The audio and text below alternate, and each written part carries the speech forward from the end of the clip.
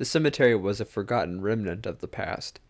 The oldest headstones had been reduced to rubble, and newer ones, well over a century old, were falling victim to the wraths of time. A blanket of fog always hung over this place. Once a night every week, a handful of visitors ignored this omen because to them it wasn't an omen. The fog was the perfect atmosphere for their tales.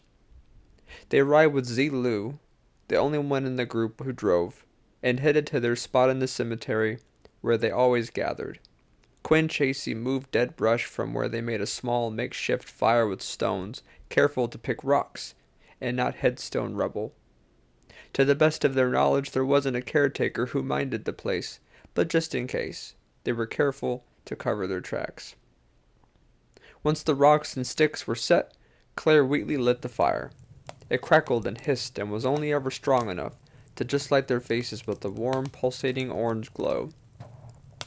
The cemetery was a perfect place for them. It was on the outskirts of town, quiet, and nobody ever bothered with it. They felt sad for those buried here, and decided to tell their weekly tales of horror to offer those buried beneath them some company. Z rubbed her hands together and held her open palms to the fire. "Whose turn is it?" "Mine," Quinn said flatly. Ig Cress was excited. "Oh, this'll be good. Is it that story you've been hinting about?" "No. That one's for another night. This one's just simple. Quinn just wanted to get it over with." Claire shrugged. "As long as it's scary. Sometimes simple is darker. This one is about being a prisoner in your own body, and the only way to communicate that there is a hint of you left is through art. To those who slumber beneath us, I submit the tale, drawn." Quinn started. Tabitha cleaned her 5-year-old son Stevie's disastrous room and came across some more of his drawings. The first time he started drawing, he was 4. He picked up sidewalk chalk the neighborhood kids left behind and made the whole neighborhood nervous with the cryptic images he sketched out. Enough complaints later and Stevie was given markers to try inside. He dried the hell out of those every time she bought new ones, so needless to say, that expensive hobby turned into crayons. The drawings became more disturbing. Worried for her son, Tabby took away anything he could use to draw and draw on, so it made it all the more peculiar when she discovered his newest creations. These didn't look like his drawings. The TV was on, but Stevie's back was to it, as he opted for his favorite toys instead. Tabby sat on the couch beside him. She had a million other things to do today, including work later, but her autistic son always came first. She sat there as long as she could and watched him play in his own little world, afraid to bother him with questions about his drawings. She stood, rubbed the top of his head, and crossed the room, leaving his drawings on the couch by accident when she heard them shuffle. Stevie looked through the drawings, having abandoned his toys for the moment to thoughtfully peruse them. She couldn't tell if he recognized them or had never seen them before, and stood in the hall when Stevie turned to her and held a stack of art in one hand for her. She smiled. "Keep 'em, killer. Mama has to clean. Stay out of your room, please." Stevie nodded, and Tabby took to his room. Stevie was a good kid, despite what the neighbors thought. It took her all of 10 minutes to collect his clothes in the large white hamper she carried in. By the time she stood up, a sharp pain shot up her spine. The hamper basket dropped, nearly smashing her toes, and she stood there focusing on anything but the pain. The TV wasn't on. "Honey?" she called out. It moved into the living room and gasped. The artwork was scattered throughout the room. Stevie seemed oblivious to the mess, still playing with his toys. "Stevie, what happened? Who turned off the—" Tabby looked at Stevie's reflection in the TV. A figure stood right next to him that hurried past her, and she felt it. "The rabbit man," Stevie told her. "I don't have time to clean this up, baby." "It's going in my room." "Why is— who?" "The rabbit man." "What rabbit man, Stevie?" "He's mad at you." "Mad at me for what?" Stevie returned to his imaginary world, and Tabby returned to his room. The laundry basket was flipped over where she had left it. It looked like a clothes bomb detonated. Tabby rinsed off the stresses of the day in the shower. She closed her eyes and drifted off as the hot water massaged her shoulders. The water turned freezing cold and was pouring down like hard rain. It was a disturbing wake-up call that forced her to open her eyes. She stood on a short stone bridge. It was midday and freezing, and had been raining for days. All she could see around her was grass and trees as far as the eye could see, but even those were fogged from view. Beneath the bridge was a riverbed. On top of the bridge was a dark figure looming over the edge. Tabby approached them, but the closer she got, the more their crooked frame leaned forward and plummeted into the river below. Tabby looked over the bridge's edge. The rain fell so hard she couldn't see or breathe. Tabby snapped out of it, nearly suffocating herself in the water, and turned it off. She grabbed a towel and wiped her face. When she opened her eyes, her toes were covered in dirt. The following day she took Stevie to the park, but lost sight of him just a few minutes in, and hurried around the park until coming across the same bridge from her vision, except Stevie stood on its narrow stone ledge looking down at the same place where the figure had fallen. Tabby told him to step off the ledge, but he paid no attention. She started for him when he slipped and cracked his head against the ledge before plummeting to the riverbed. Tabby's every nerve was on fire. She ran for the ledge until she heard Stevie playing on the other side. She reprimanded him for having disappeared, but bear hugged the air out of him. Stevie was confused and frightened. Tabby tucked him in and found more drawings. They were getting more disturbing. She went to her room, set the drawings aside, and finally fell asleep. As exhausted as she was, Tabby tossed and turned and felt like she could sleep for days, but couldn't even get comfortable enough to sleep for a few minutes. She rolled over and faced the nightstand with Stevie's drawings. One was sticking out in her mind. She took it up and stared at it. It was a dark, towering figure with red eyes staring at her from the hall as it opened Stevie's door. Tabby peeked out of her room to look at Stevie's door. The picture was drawn from her perspective, and she aligned the picture with her doorway. It matched perfectly, except the door was closed. When she lowered the picture, his door was open. Tabby entered his room and turned the light on. Stevie was hiding under the covers, shaking. She pulled the sheet away and Stevie nearly had a panic attack. He would have called out to his mother had he been able to speak. He clung to her as she sat next to him. He was freezing. "You didn't check the bed for monsters!" he cried. "What happened, baby? You're freezing!" He didn't answer her. She had a weird thought. Was it the rabbit man? More tears fell down his face. She had never seen him so upset, and it scared even her. "I'll check, okay?" She went to put him down, but he wouldn't let go and clung to her like her own skin. "Honey, I'll be right here." Stevie shook his head. He tried to speak, but stuttered on silence. Tabby laid down with him and cuddled for a moment to ease him. His muscles were so tense they could snap. He finally dropped his arms and she replaced herself with his blanket. The fear in his eyes worsened. "Baby, what's the matter?" "Not the closet, please, Mama." "What's in the closet, sweetheart?" "Please, Mama." He cried even harder. She could tell his body was tensing again and gripping the blanket for dear life. "What's in the closet, Stevie?" He tried to spit out words, but it broke his heart that he couldn't. All he could do was stare at the closet door and grip his blanket with all his might. Stevie knew he couldn't stop his mom. She was going to check regardless, and he sure didn't want to be around when she did. The more he feared, the more she believed somebody else was in the room with them, and contemplated running for the phone, but leaving him alone wasn't an option. "Is there someone in the closet, honey?" She hoped he'd shake his head. He nodded, and her stomach dropped. Tabby started for the closet door, and the walk seemed to take forever. She reached for the doorknob and contemplated ripping the door open with a "aha!" And as she pondered the thought, staring at the doorknob turned, and the door opened and stopped on her hand. Her stomach felt like fire. Awful, fearful things swelled in her throat. She struggled for the right thoughts to translate into words and stuttered on the ones that came to mind. Is someone in there?" It was the last question she wanted to ask, but it was all she could think of saying. "Yes," something hissed from behind the door. It wasn't human. Tabby backed away from the closet and hit the bed. "Stevie, honey, you're coming with me, oh." Stevie was quiet.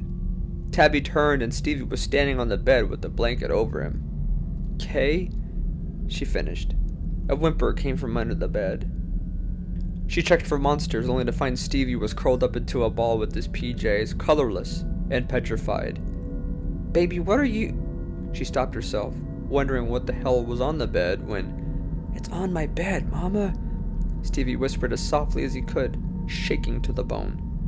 Tabby looked up at the blanketed figure and reached out for Stevie, keeping a sharp eye on the room when something cold and wet grabbed her wrist and yanked her under the bed. Tabby woke with a deep, violent gasp and a throbbing headache that split her skull. Her entire body felt stiff and numb. She stormed Stevie's room, uppercutting the light switch, and ripped open the closet door. Stevie jumped. When he realized it was his mom, he calmed, but looked worn out. "Mama?" Satisfied but unsatisfied, Tabby checked underneath the bed. Aside from some hidden laundry Stevie tried to hide along with some toys he probably forgot he hid, there weren't any monsters. "It's okay, sweetie. Go back to bed." Tabby felt bad. She scared Stevie half to death. She tucked him in, and the nightmares she had replayed in her mind. It was enough to lay down with him again and hold him close. The light was on, but after what she had seen, it was more than welcome. Tabby rested on his pillow, seconds from sleep when the crunching of papers crackled underneath her. She sat up and lifted the pillows to find a handful of drawings. These were the most disturbing she had seen yet. And the first, she was resting on the bed with her son. They were surrounded by shadows with dark eyes waiting for them to fall asleep. They came from the closet, and there were more where they came from, with the distinct impression of a rabbit-looking creature watching them. Her eyes gravitated towards the closet in his room, and that sense of dread caught up again. Tabby stared at the closet, half expecting it to open again, as it did in her nightmare. The room light flickered, and she could briefly see the shadows in the picture towering over them. She had a curious feeling and began thumbing through the pictures, and they played out like a flip book. The shadows surrounded the bed before scattering for the rabbit man. Stevie was gone. She took the pictures and ripped them to shreds. "Leave us alone!" Stevie grabbed her arm and stared at the pictures ripped by his mother. She had never seen his eyes so wide with terror before. Tabby could feel the color drain from her skin with the way he looked at her, even after she thought she had finally gotten a handle on the situation. That look in his eyes. Jesus. She looked at the shredded pictures, feeling like she made it terribly and irreversibly worse. "You let them out!" Stevie choked. "That's it?" Z was disappointed. "That's it," Quinn concluded, and went to put out the fire when Ig stopped her. "That's a cliffhanger of a story with no conclusion."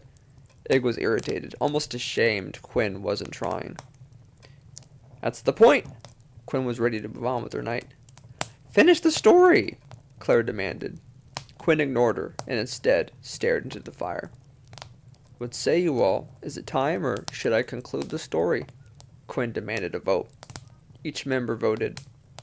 "Conclude." "I literally have nothing to add to it, though," Quinn admitted. "I like cliffhangers."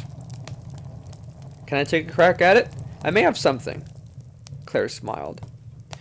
Quinn vaguely grinned. "Sure." Claire dove in. It wasn't long before the evils Tabitha released made their presence known without having to hide in the shadows. "Wait!" Z paused Claire. Quinn looked deeply concerned. "Is everything okay, Quinn?" Quinn took a moment and softly exhaled. "No, everything's not okay." "Talk to us." Claire tried to be delicate. "I've been too preoccupied to think of a story. The one I told you isn't..." Quinn weighed her words carefully. "It's real." "You ended it where it's at?" Ig's jaw dropped. "Now we're talking!" Z glanced disapprovingly at Ig. Ig apologized. "Sorry, this just makes it that much darker." "Do you need our help?"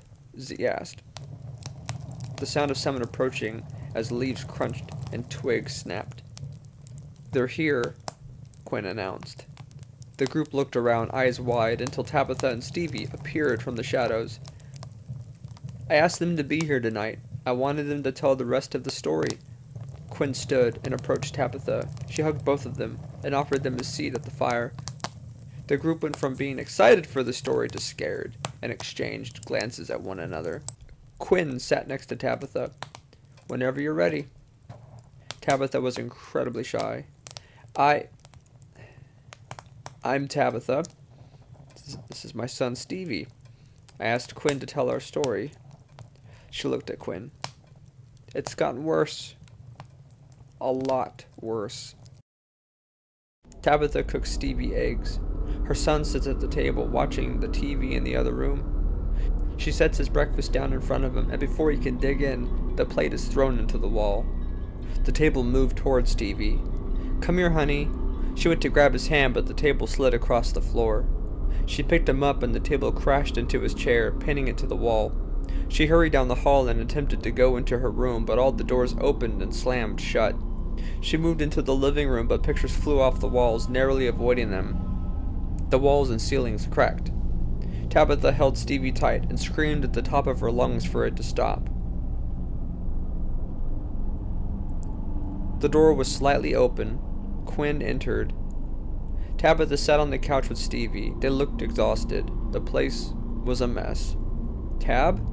Quinn's voice shook as she stood still just a few feet from the couch. Tabitha's face was red. She'd been crying. Stevie, emotionally and physically worn out, was asleep in his mother's arms. Quinn looked to the TV. A human-like rabbit figure stood in the static. There was no volume, but the figure watched all of them. "What do you want?" Quinn asked and received no response. "Have you tried turning it off?" she asked Tabitha. "It is off," Tabitha told her, out of ideas and nearly having accepted defeat. Quinn opened the door and stood next to it, holding it to the wall and motioned for Tabitha to bring Stevie when something threw her across the room and slammed the door. The TV static went away. Rabbit Man was gone. "What's going on?" Quinn needed answers. "I've always thought he was autistic. When he started drawing, I thought he was troubled. These things have been haunting him and using him to get released. I messed up, Quinn. But why do they hang around?" The thought haunted Tabitha. "What are you talking about?" Quinn wasn't any closer to understanding any of it. "He drew terrifying pictures. Things started happening. I ripped them to shreds thinking it would end it, but it just got worse. Wouldn't you think?" Tabitha zoned out. She was miles away in deep thought. "Tab?" Quinn tried to bring her back. "Sit with Stevie, would you?" Tabitha and Quinn changed places. Tabitha hurried away, only to return a few moments later with a handful of Stevie's drawings and tried to realign the torn drawings. She laid them out on the floor like a puzzle until every drawing connected with the next, and told the story that only all of them in the right order could tell. "I didn't release them," Tabitha said to herself, finally seeing the bigger picture. Quinn stared at the drawings. It's the first time she's seeing them. They're disturbing, but the bigger picture is lost on her. Neither did Stevie. She looked at her son with a look that dropped Quinn's stomach. He's creating them. Back at the cemetery, the group listened intently to Tabitha. I realized that they were his fears, except he didn't have to be asleep for them to be real. Whether he stopped drawing or not, if he thought of them, they would always exist. When I tore his drawings, it upset him. He thought they were real, so everything that happened was what he imagined would. The story has no ending, I'm afraid, but that is the story so far. I can't believe it's real. Ig was in awe. I think that'll do for tonight. Z motioned for the group to conclude their night. Claire put out the fire that was already crackling embers. Quinn covered it with the same brush from earlier. As they headed for Z's car on their way home, none were aware of the silhouette of the rabbit man watching them from the campfire as they left.